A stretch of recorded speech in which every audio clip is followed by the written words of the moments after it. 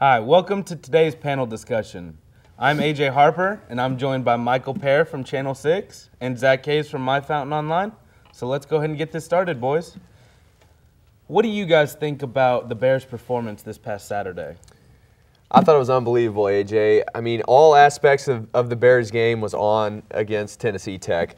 You know, their defense, they held a team that averaged 200 yards rushing on the season to 58 yards.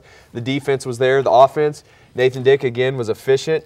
He was 23 of 29, 319 yards. No interceptions, and again, he was not sacked. I mean, that just shows how well he understands this offense now and how well this offense is able to move the ball. Special teams, they only had to punt twice. That speaks to the offense and the special teams. You know, the special teams, when they did have to punt, they didn't allow any returns. Only 18 yards average on kickoff returns, so the special teams was there too. All three aspects, Bears had a great game. I'm going to have to agree. I thought they played fantastic, especially for being on the road in the school's first ever playoff game. They had 439 yards of offense. Like Michael said, Dick went 23 of 29, 319 yards, 2 touchdowns, and 1 on the ground. And he played so efficient in the second half. He only missed on 1 pass attempt in the second half. I thought they played great on defense as well. They held a 1,000-yard rusher for Tennessee Tech to just 36 yards on 10 carries. I thought the biggest thing that they did, though, was I thought they finished drives really well. And that started from first to the end. Their first drive was a 17-play drive, just wearing out that Tennessee Tech defense. They won the turnover battle again. I think they played great. Right, and like you said, you know, that is the team's first ever playoff appearance. They were on the road. In kind of a controversial decision, UCA thought they should be deserving of that home playoff game. They didn't get it, and that wasn't something that they dwelled on. You know, they worked on their game plan all week. They didn't feel sorry for themselves that they weren't hosting the game. They went on the road, and they took care of business. I thought it was impressive. Yep. I agree. You know, they really did show a lot going on the road and winning by, 20 points in their first ever playoff game. It was a big moment for UCA. You know, it's only their second postseason eligible year, so I think that they did a great job, and I think that they have a chance against Montana. It's going to be tough. It's going to be up in Montana, but I think that it should be an interesting matchup. Yeah. So speaking of Nathan Dick, how would you compare him to the greatest in UCA's all time? I think when you look at what probably everyone considers to be the greatest quarterback year for UCA is 2008 Nathan Brown. And I'm going to tell you why Nathan Dick is having a better season than Nathan Brown had in 2008.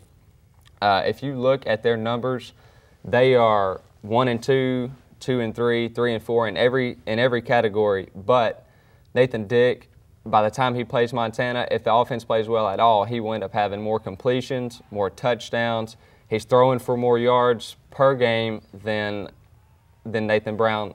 He's averaging 273 yards a game. Throwing the ball, he'll have more touchdowns. If he plays well enough, he's only a couple hundred yards behind Nathan Brown's season record for total yards, which is 3,026. He's on pace to break that as well. He is having, Michael, the greatest quarterback year in UCA history. I'll agree with you that he is having a great year, but I don't know if I can say that it's the greatest year. That 2008 season by Nathan Brown, this is why I think that season by Brown was better than what Dick is doing this year. I think if Nathan Dick leads them to a victory this week against Montana, then I don't think there's any doubt that Dick is having the greatest season. But here's why I think Brown has had the better, I guess you could say, regular season, because he didn't have a chance to go to the playoffs. His passer rating was better. He was at 164 as compared to Dick's 156 this year. His completion percentage was 3 points higher than Nathan Dick, so he was being more efficient with the ball. He had only 4 interceptions all year. Nathan Dick has thrown 8, so that's twice as many.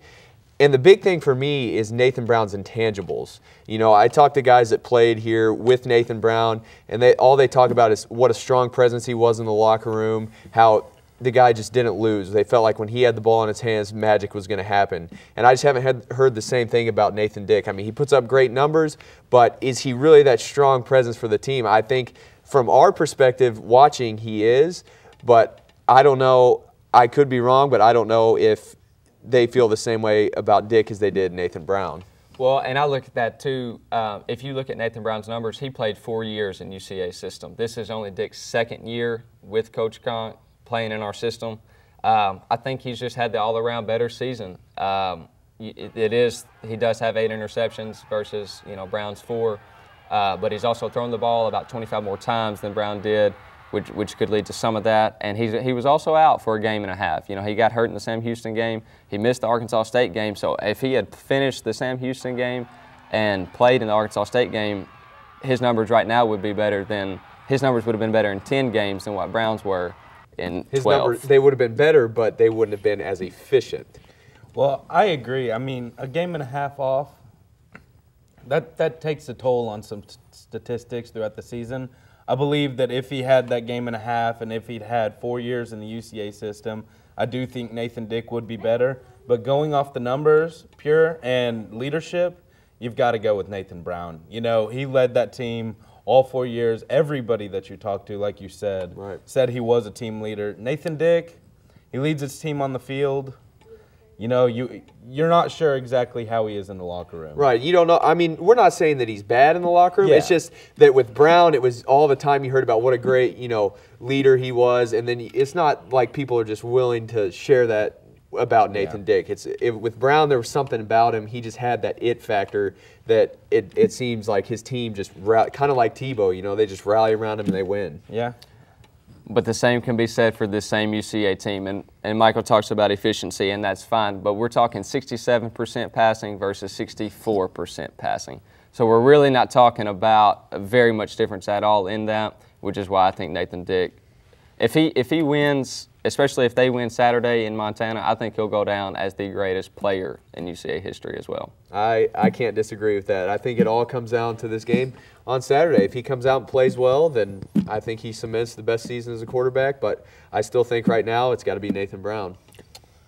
Well, I mean, it's basically a toss-up. I think either way you go, you got a great quarterback. I would have to say we're going to have to wait until next week to determine exactly who the best quarterback is. But Nathan Brown's got that nose on him right now.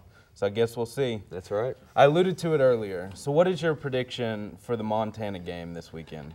Well, first off, if I were to say this team has won 7 straight, this team was 7-1 in conference, would I be talking about the Bears or would I be talking about Montana? The Bears. The Bears. Montana is the exact same. They were 9-2 this year. They've won their last 6. They're undefeated at home, just like UCA.